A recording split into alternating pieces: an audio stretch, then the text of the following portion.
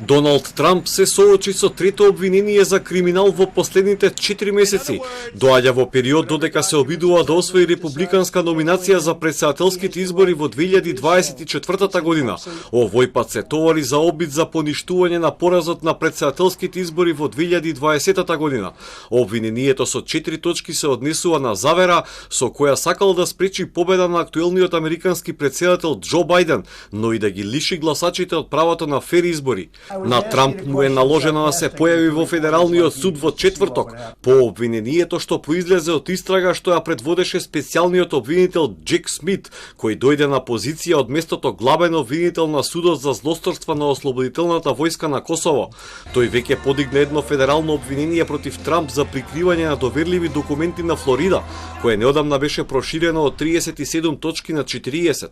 Today, an indictment was unsealed, charging Donald J. Trump with conspiring to defraud the United States, conspiring to disenfranchise voters, and conspiring and attempting to obstruct an official proceeding. The attack on our nation's capital on January 6th, 2021, was an unprecedented assault on the seat of American democracy. As described in the indictment, it was fueled by lies.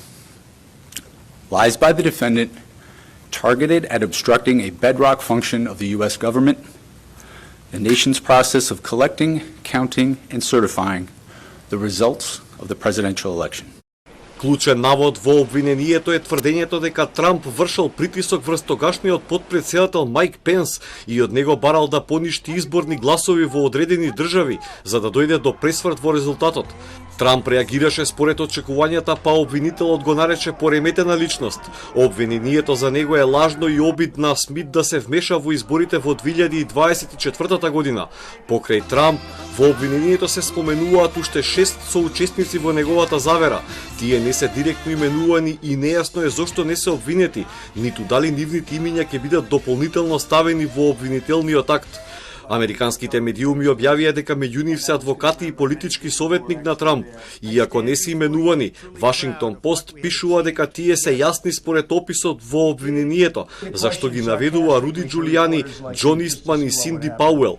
Бројни истражувања на јавното мислење во Соединетите Американски држави, меѓу кои на Нью Йорк Таймс и на коледжот Сиена, укажуваат дека Трамп и Бајден се израмнети во поддршката кај американските гласачи. Нивните анкети упатуваат дека и актуелниот и поранешниот претседател на САД уживаат 43% доверба кај електоратот. Дури и да биде осуден, Трамп може да биде претседател на Соединетите Американски држави доколку победи на изборите до година.